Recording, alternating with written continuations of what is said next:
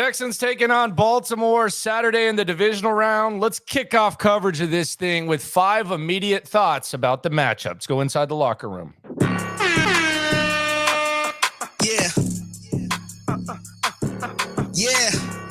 It's the locker room on YouTube. You know what it is. Let's get it. Hey, locker room. Yeah, we in the locker room. Texas talk. Playoffs, yeah, baby. Welcome to the locker room, number one source for Texans daily digital content. I'm Landry Locker. You can hear me Monday through Friday, 10 to 2 Central, Sports Radio 610 in the Odyssey app.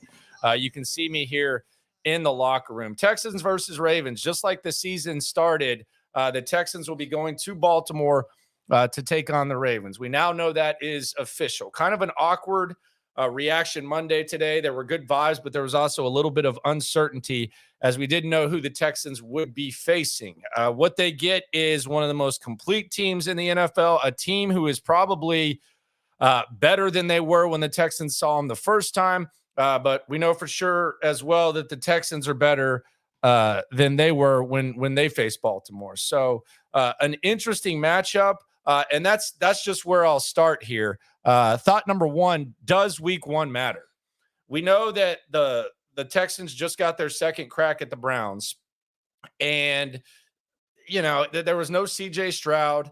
Maybe the Texans did see some tendencies, specifically from the Browns offense. But how does week one matter? Is there anything that the Texans can take from that and try to capitalize on? And is there anything that the Browns can take from CJ Stroud's first game and try to figure something out there? There's a lot of tape out there. There's a lot of stuff to take in. I do wonder too what the process is like for the coaches, not knowing until just now that they're going to play each other. But does week one matter? I think it mattered with the Browns, and it felt like Bobby Slowick maybe saw something. We'll get to that in a second. Texans offensive coordinator Bobby Slowick might have seen something in the Browns, and DeMeco Ryans damn sure made an adjustment, and he had Amari Cooper shadowed by Derek Stingley. So the first thought, and to me, I don't think it matters a ton, other than the fact that the Texans have been in that stadium now. Like if there's any element, like the Texans have made a trip to Baltimore, so they know what the routine's like. They're not going into Baltimore. Like if they were going to Kansas City or Buffalo, it would be the first time that this team had been there. Maybe that's something that Texans can take away on top of experience, but does it matter? Put it in the comments if you have an opinion on that. That's thought one. Thought two, will rust be a factor? I was listening to some stuff that was being said in Cleveland, and they had theories that, and I mean, it's a fair question. I don't think it's like the craziest thing. We always hear rest versus rust. The Texans are definitely a battle-tested football team at this point. The last 2 weeks that they've played, they've had to win or their season would end. So they're in playoff mode. They've been in playoff mode. I know officially this is their second playoff game, but really this is going to be the third straight playoff game they've had, and that's the routine that they've been in. Baltimore, on the other hand, while Cleveland was resting their guys in Week 18, Baltimore was as well, and they also got a bye this week. So will rust be a factor for the Baltimore Ravens? I would lean no, but you never really do know. I do think there is something to be said for a team that's already in that playoff routine and has that playoff mindset like the Texans do the last couple of weeks. Thought number three, going through the 5 biggest thoughts, 5 immediate thoughts about the Texans versus Ravens matchup. Thought number 3 is Bobby Slowick second dibs. This is going to be Bobby Slowick getting a second look at Baltimore's defense, which we have a pretty good grasp of what Baltimore's defense is about. We had no idea what their offense was going to look like in week 1, but this is going to be Bobby Slowick's second crack at Baltimore. Bobby Slowick, a very popular guy. I would anticipate Bobby Slowick perhaps getting a head coaching job as soon as within the next few weeks. This is going to be second dibs. They lit up the Browns defense. Now they had CJ Stroud. They didn't have him in the initial game, but yeah, we saw Bobby Slowick's press conference. He had a quiet confidence about him. He was already counting down like how many wins you needed to win the whole damn thing. And he was in his bag. from the fake pitch to Singletary on the first play of the drive of the Texans' first touchdown to the fake pitch, and then throw to Nico Collins across the field on the last play of that drive, to the rollouts, CJ Stroud, and then throw across the field to Dalton Schultz. Bobby was in his bag. And we know Bobby Slowick is a film study nerd, worked at Pro Football Focus, just seems to be in kind of a rhythm as a play caller right now. And you combine that with the way that CJ Stroud is playing, it'll be interesting to see what Bobby Slowick's second dibs looks like. Thought number 4, Lamar versus CJ Stroud. Lamar Jackson versus CJ Stroud. Lamar Jackson, for some reason, he has a lot of haters. I'm not one of them. I'm a Lamar Jackson supporter. I like Lamar Jackson. I like everything about Lamar Jackson. The Lamar Jackson haters, they just constantly move the goalpost. It starts out as this guy's not good enough to be in the NFL.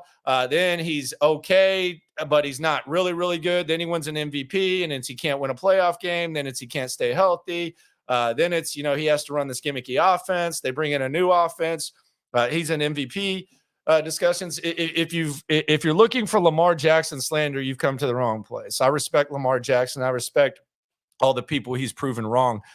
Only has one playoff win, as many as CJ Stroud. I've seen that kind of going out there. But hey, Peyton Manning early in his career, he struggled in the playoffs as well. I'm a big Lamar Jackson fan, and it's hard not to be a CJ Stroud fan.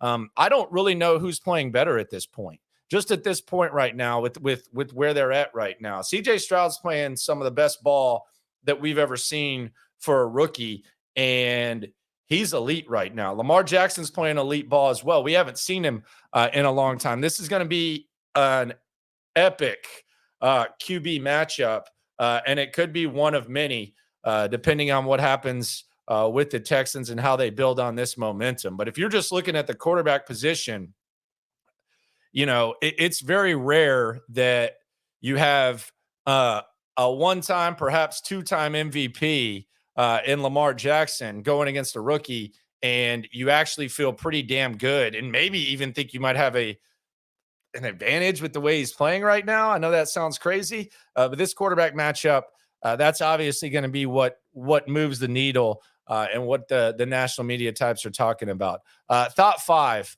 weather.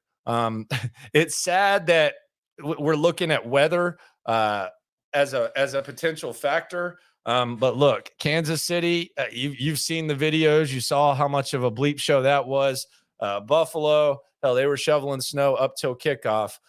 Both of those environments, not ideal. I don't know if the Texans are really built to perform in cold weather. The Jets game is the only example. Now, there was precipitation. You did lose Nico Collins on the first play, didn't have Schultz, and Tank Dell was out as well, which he will be this week. But the weather is as good as you could expect it to be at this point. Looks like it's going to be 28 degrees with no chance of precipitation.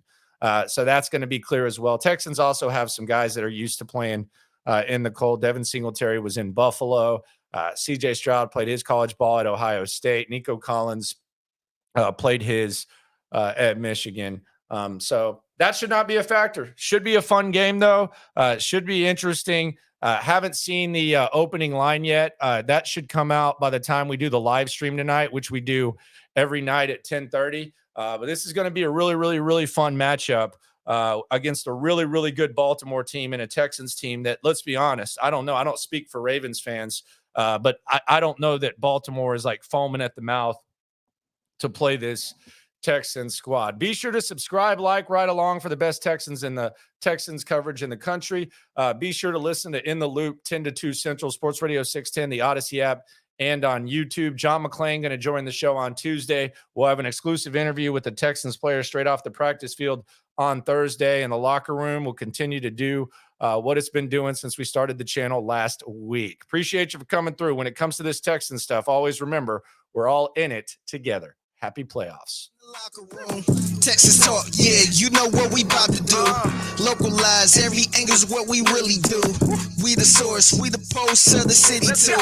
Landlocked, got the game in the headlock. Localize every time, can't stop, won't stop. Yeah, we top 2 and we not too. Plugged in daily digital.